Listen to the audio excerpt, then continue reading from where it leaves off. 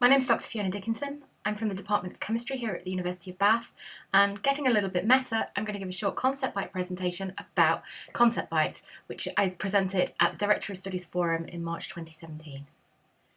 My contact details are here at the bottom for anybody that wants to contact me. So there were two strands into why I thought that I needed to develop some teaching resources, some better teaching resources. Part of it was based around Panopto. I had one of my tutees who said to me, I find the best way to study is to rewatch the lectures. And then, unfortunately, a few months later, they said, I don't understand why I failed. I rewatched all of the lectures at least twice. And to me, this was a case of somebody who was passively trying to absorb information, and that's not what I want as a lecturer. I also like to take on board the mantra of Simon Lancaster, which is if you want to encourage students to think about the material, you need to halve the course content and halve it again. I want students to focus on key ideas and be able to apply them rather than to just remember more and more stuff. And so for me, this has come in the way that I deliver my material. I deliver my material with a focus on concepts.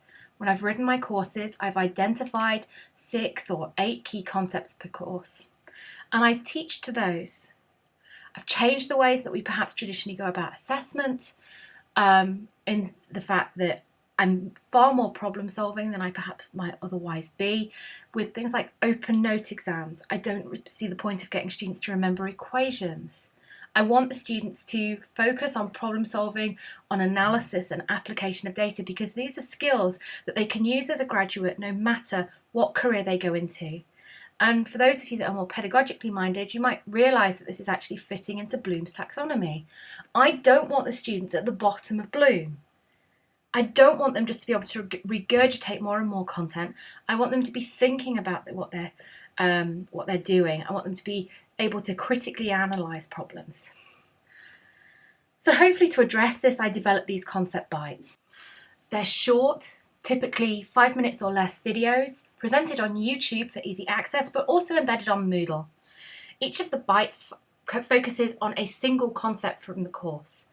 They're usually somewhere in the region of 5 to 8 slides long, and the content is either derived from the lecture notes or is altered from the lecture notes, but it's those key concepts that I'm trying to address, the key concepts I'm trying to get the students to synthesize and to be able to use.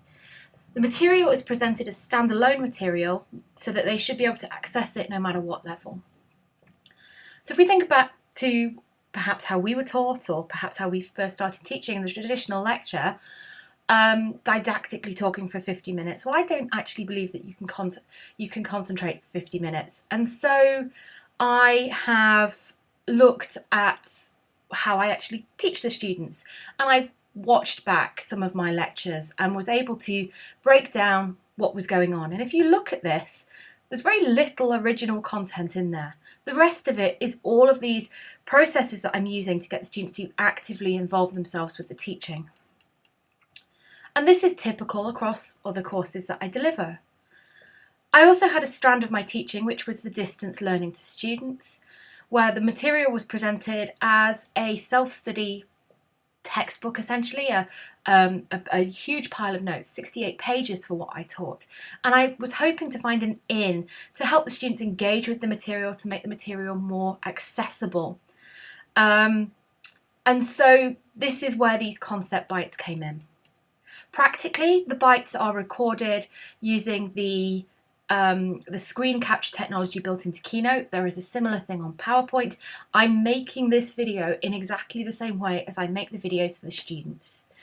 I have a microphone on my desk, just for slightly better sound quality, but it's that complicated. There is nothing more that I do. Videos are then exported and uploaded onto YouTube. Typically takes me about half an hour to generate a 5-minute bite because I'm deriving it from those lecture notes already written. So this is just the slides from a typical bite. As you can see, it's short. I provide the students with both the slides and the video. They're posted on Moodle, but also accessible directly via YouTube. And I go further as to present the bites as something that they can easily access. So this is the front cover of one of my lecture courses. where I've included quick links for them to access the content bites.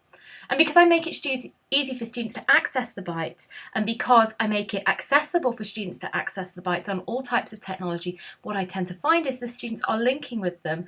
They are watching them immediately prior to class. They are using them as resources. So what do I think the benefits are? Well, I think they're easier to navigate than lecture capture. I think they limit cognitive overload because 50 minutes is an awfully long time. It allows me to reinforce material from the lecture. It makes for easy revision. But perhaps more particularly for me, it allows me to address weaknesses from EVS interactions. Okay, I can't go back or have that presented on the lecture notes automatically, but I can generate them responsively. And by doing this, I've reduced the same old questions that you would get from students either by email or visits to the office, particularly around revision time. Other benefits are just simply that students like them and students use them. I'm a huge advocate in open educational resources. I've used many as I've developed my own teaching portfolio, and so I'm quite happy for others to be able to find them and see them. And when you realise the number of views I've had on my channel, you recognise it can't just be from Bath students. I've got about 29,000 channel views, 23,000 of them on Concept Bites. And that's across about 90 videos on my channel.